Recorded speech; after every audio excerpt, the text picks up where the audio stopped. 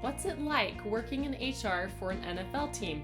Brea Gulley gives us the inside scoop. Hey there, I'm Krista Vance, entrepreneur and operations leader. And I'm Matt Vance, award-winning author and social innovation researcher. We're your hosts of the Culture Profit Podcast. Your place for purposeful company culture strategy. Learn from HR pros, executives, and thought leaders how to prioritize profits by prioritizing people. This episode is sponsored by Mobrium, the best friend of forward-thinking HR leaders, helping you strengthen your employer reputation as a reflection of your real culture. Learn more at mobrium.com. Welcome, everyone. Today we're headed to Washington State to hear how the HR function operates at a professional sports organization. We're meeting with Brea Gulley of the Seattle Seahawks. So thanks for joining us, Brea. Thank you so much. It's great to be here. Yeah, we're excited to have you. So a little bit about Brea. She leads recruiting and employee experience efforts for the Seattle Seahawks. She is a dedicated HR professional who finds joy in creating impactful relationships with local universities and game day staff. She is known for speaking with students about her career journey and how they can stand out during the application process. Brea has invested her time to showcase the importance of communication between an employer and its candidate pool. During Seahawks season, she also works to find new opportunities to improve the employee experience at Lumen Field Stadium. Sounds like, honestly, such an exciting job. So, and I'm sure, like we talked about it, you've had some past sports experience. Tell us a little bit more about what led you to this role. I think, I went to Washington State University and I was trying to figure out what I wanted to do. I grew up playing basketball for about half of my life. I quit my senior year because I kind of wanted to think beyond and use my academic side rather than my physical side. And so my junior year, I became a social media content creator for Wazoo. And I began making content and social media guides. I fell in love with that. And then COVID happened. So I ended up having to come back home from campus. We weren't allowed to be on campus grounds during COVID. And I ended up getting into retail. Not part of my career journey at all. I wanted to be in sports, but I guess no one was really hiring in the sports world, I felt like. And so then I said, okay, I will take my retail experience and make it more a business experience. How do I build a team and have leadership skills? And I can go back into the sports world whenever I'm ready to do that. So I end up recruiting students for the RMIT program for retail. And I noticed how students kind of lacked those social skills just from being in COVID. It was a whole social reset.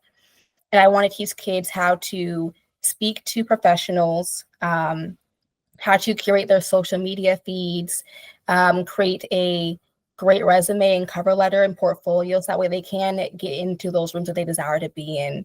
That's like my whole journey, is to help others get into their dream careers. That's honestly incredible. And talk about being super flexible and being able to pivot with all these different things that happen in the world. And it's crazy. Everyone was affected by COVID so much, but hearing individual stories like this is really neat, Brea, to see how you were able to get into the retail and then find the good there and help that move you forward to help other people as well. And students, you're right, they can use that help as well. It was a crazy time. Definitely. Yeah, I don't want to go back. Yeah, seriously. Yep. Yeah, and you mentioned to us that you played basketball, right? Yes. Yes. And so, and a lot of like topics that we talk about with other guests is just, how you have a culture at every company and it attracts certain kinds of people, right? And I'm sure the Seattle Seahawks tends to attract people who love sports. They're sports lovers. And that's certainly your background too, as well. Definitely. I grew up playing basketball. My father played for O'Day High School, so he taught me how to play for most of my whole life. I was not a football fan before I was hired for Seahawks. I was more of an NBA fan, but I have been converted. So now I love the Seahawks. Nice. That's awesome. Football is a complex sport. You kind of have to go in deep to really understand it, and then I think gain that love for it. So Exactly, yeah. Yeah, 100%. So talk to us about what it's like being in HR for a major NFL franchise. Like, just give us like a day in the life. What's it like? What are you doing? I think I'm mostly spent prepping because it's more of a seasonal job. Like we're busy for half the year, then we're slow for the other 6 months of the year before it picks back up again. So I would say I'm spent, asking managers for their hiring goals, who they want to hire, how many. I usually start to get flyers created with our marketing team. So banners created for the stadium, posting them at local colleges like Seattle U, UW, using Handshake and things of that sort. I also enjoy going to Goodwill and speaking to those people who are looking for entry-level jobs to get their foot in the door. Many of them don't speak English yet, but that's totally fine. I just want to teach them how to have those good customer service skills to start off with. That's mostly my day. Wow. And how about like the busier times? So that's when it's more slow. You're doing a lot of prep work, and then when you're more in the season, can things kind of get crazy, or how does it go? They do, just with scheduling like interview panels with my fellow coworkers and colleagues. I'd also say it's busy just from recognition. So for game days, I recently did an add-on for recognition. So it's on the field recognition for our part-time employees. And it's on a quarterly basis. So I invite maybe about 15 to 30 people on the field, have their face on the big screen. And then they're recognized for their hard work and dedication for, game days. They get a photo with Chuck Arnold in our stadium general manager. Wow. So that was really cool. They love that part of part of game days. That is so fun. Everybody wants to be on the Jumbotron, Seriously. or the big screen, whatever. Well, it sounds like you are very people focused. You're always reaching out and helping people, whether they're going to be looking for a job in the future, or maybe they have one, and you're good at recognizing them, and those pieces are so important. So do you have any let's go on that first side. Do you have any tips for job seekers? You've talked to a lot of people and helped them, be able to interview better. So tell our listeners, what are some of your tips for job seekers who want to work for a professional sports organization? Excuse me. I would say just get involved. If you're still in college, still in school, I love seeing kids who are part of Greek life, in a fraternity, a sorority. That shows me as a recruiter or as an employer that you have leadership skills, you're organized and can handle more than one thing at a time and juggling your priorities in life. And that you are social. You enjoy being out in different environments. You can also adapt to wherever you're put in. I'd also say if you're still in school or even post-college in your career, to go to local events. There's plenty of events that happen in Seattle, like career fairs or galas. We have galas that come here by UNCF or Urban League or things of that sort. Even just volunteering, like doing check-in and just seeing who comes. Many sports teams get tables at those events, so it's nice to check in, those professionals and talk to them, pick their brain of how they got into the industry. Another thing I would say is to use social media. That is like our gift with technology nowadays, using LinkedIn. When I was in college, my advisor encouraged me to get 500 plus new LinkedIn connections over the summertime. So I worked to do that and just reaching out to other professionals and asking them to do phone calls with me to see their journey. And I also used to create my social media feed. So for example, I knew I wanted to be in sports, didn't know if I wanted to be in broadcasting or HR or social media. So I started following people who are already doing those things. so I can aspire to be just like them, and just focusing my social media and what I aspire to be.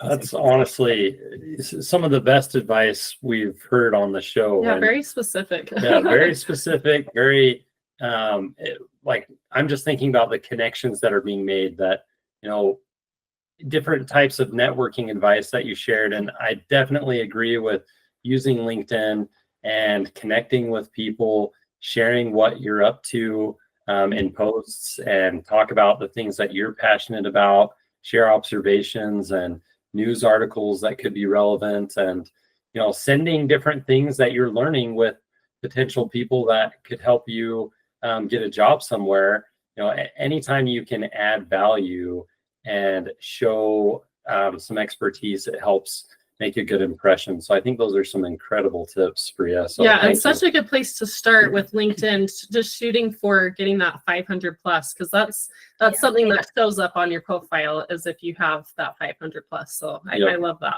And I do want to take just one step back here, because I thought it was so interesting. You mentioned going to Goodwill and talking with people there. So, like, what's that like? You just walk in Goodwill and you start looking around at stuff, and you're like, "Hey, you want to work with me?" Or like, I'm just so curious. Yeah, no, I usually like rent out a table for a day. Then I'll have like my little booth there, my flyers there. Okay. I will get my flyers into different languages. That way people who are Vietnamese or people who speak Spanish, they can read what I'm hiring for. And that just has a great first impression for our work culture, I would say, you know, that we are welcoming a diversity, equity, inclusion in our company. We want people of all backgrounds to come work for us. Seattle is a very diverse city to live in, and I love having my staff that I hire reflect the diversity of where you live. I mean, diversity is really important. It helps companies to really break those barriers and become a mixing pot of thriving ideas. And it also helps to increase employee retention. So I think that's a great way to start. Okay, that's awesome. I love how you mentioned having your diversity reflect the area that you live in, because you can't just shoot for certain demographics if that doesn't reflect, you know, where you're actually hiring from. And I think that's like a realistic but a good way to structure, you know, what you're looking for. Oh, thank I you. like that. And the booth, that makes way more sense. I was like, I wonder if there's secret shopper recruiting effort. That's a new strategy here.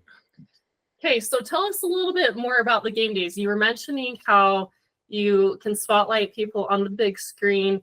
Do you have anything before the game days and maybe after that?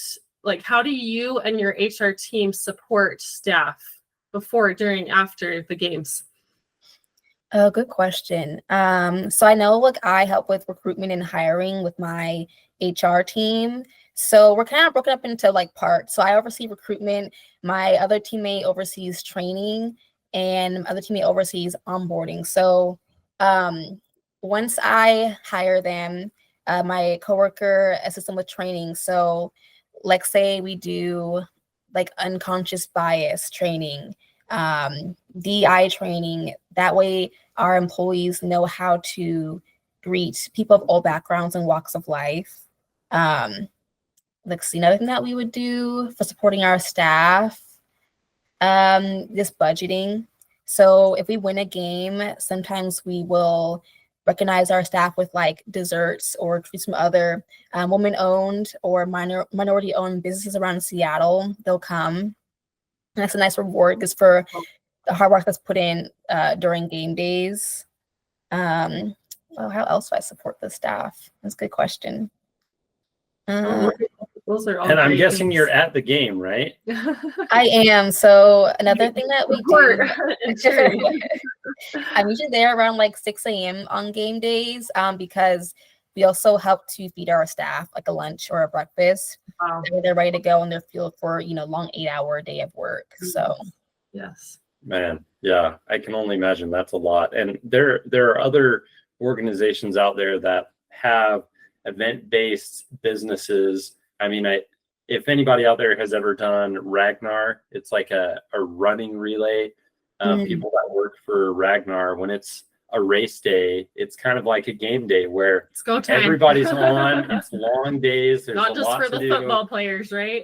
Yeah, and For that's the runners. a unique environment when you're talking about HR and supporting people, because it's not a regular clock in at work and go home type of environment. It's very hands-on through the duration of an event. And so to show up at 6 a.m. and make sure things are planned out and you're going to have, food there for everyone and everyone's supported. I mean, HR, like everyone, you and your team, you're doing a lot of work. Yeah, it's been long hours. It's not a regular 9 to 5 kind of job. Yeah. Yeah, so I would say you have to love football at some point, right? Maybe you didn't at the beginning, but it's a good thing you do now because you spend a lot of time watching it and being part of it. Yep. Yeah, exactly. So we know you like to speak at colleges, and you've had a lot of interactions with students that are trying to enter the workforce. So what final piece of advice would you give to these students who are starting to look for a career in HR? I would say intern. So, I was a social media content creator. It's totally opposite from being in HR. HR is it's very structured. It's not so much creative thinking. It's more black and white.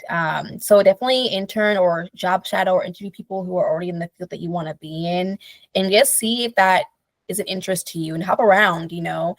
This is your time to navigate from broadcasting, creative, HR, whatever your heart desires in that field. And I'd also say, as you are going through your career journey, ask questions. There's never a dumb question. Absorb all you can right now. Take notes, and take up space. Don't be afraid to speak. Living in Seattle, we have the Seattle phrase where no one wants to say hello, and use your mouth. Say hello. Introduce yourself. What do you want in life? Those kind of things. Take up space. I love that. Yeah. And I love just saying hello. I mean, too often we just kind of go about our business, especially being out in public. Like, I think we as a society could do with some more hellos. I love that. Yeah. Well, thank you, Brea, for your time today. I think we nailed some amazing pieces of advice and some great places to start. You came way prepared. Yeah. Love it. Oh, you think so? I kind of winged it a little bit. Thank you. Yeah, so thank you so much for your time. And for those listening, please try to sign up for our newsletter so we can let you know when a new episode comes out, and leave us a review. Let us know what you want to hear from us. And we'll add a link to Brea's LinkedIn profile, so everyone that wants to take her advice and connect, go ahead get those 500 plus connections. 100%. Brea can be your first one. Yes, I love that. Thank you, guys. Well, thank you, All Brea. right, Brea, take care. Thank you so much. Yep. Take care. Thank you, guys. Bye. Thanks for tuning in to the Culture Profit Podcast, and for being a part of our journey to prove that putting people first is best for business. Today's episode was sponsored by Mowbray. Want to get more employee reviews and streamline your employer reputation? Visit mowbray.com. Now go find one way to prioritize your people and watch your profits grow.